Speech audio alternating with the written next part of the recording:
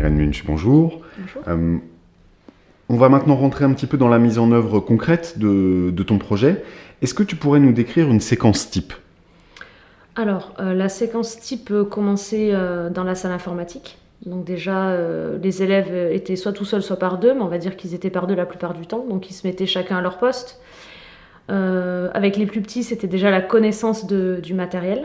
Donc je parle d'il y a 10 ans, donc les élèves, la souris, le clavier, déjà c'était compliqué. Maintenant, c'est plus du tout le cas.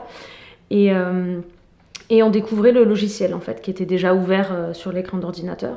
Donc déjà, observer, décrire ce qu'on voit, émettre des hypothèses, à quoi sert le bouton, ce bouton-là, comment on se déplace, voilà.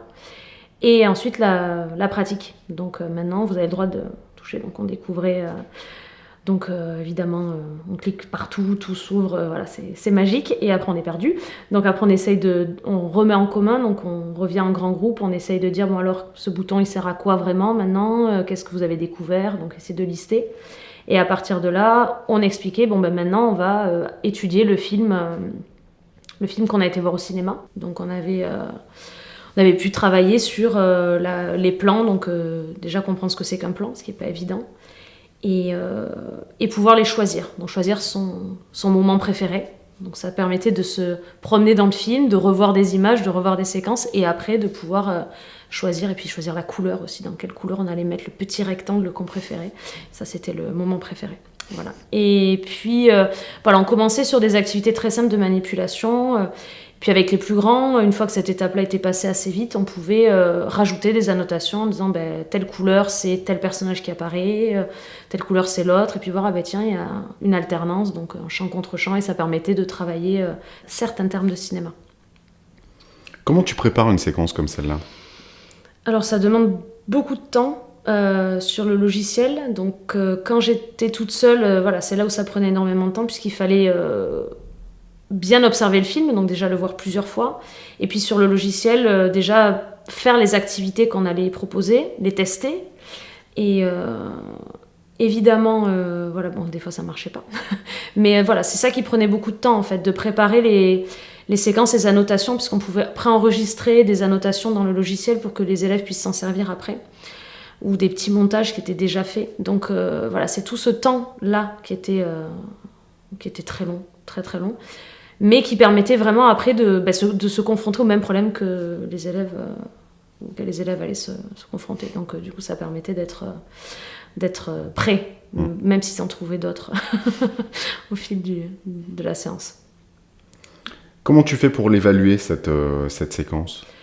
Alors, cette séquence, il y avait 2 niveaux d'évaluation. Il y avait le niveau d'évaluation sur la compréhension du cinéma, c'est un bien grand mot, mais du film et des enjeux qu'il y avait à l'intérieur du film. Et ensuite, utilisation du logiciel, en fait, et de l'outil informatique. Donc, ça pouvait être refaire une petite analyse, retrouver un plan, savoir s'ils arrivaient à se retrouver dans le film. C'était plutôt de la pratique qu'un questionnaire. Même si à la fin, j'avais quand même un petit questionnaire. Est-ce que ça vous a plu ? Qu'est-ce que vous avez préféré ? Qu'est-ce que vous n'avez pas aimé ? Qu'est-ce qui était difficile ? Pour un peu pouvoir évoluer pour les années suivantes. Dans une séquence comme celle-là, de travail sur un film de cinéma, quelle différence finalement avec un cours sans outils numériques ?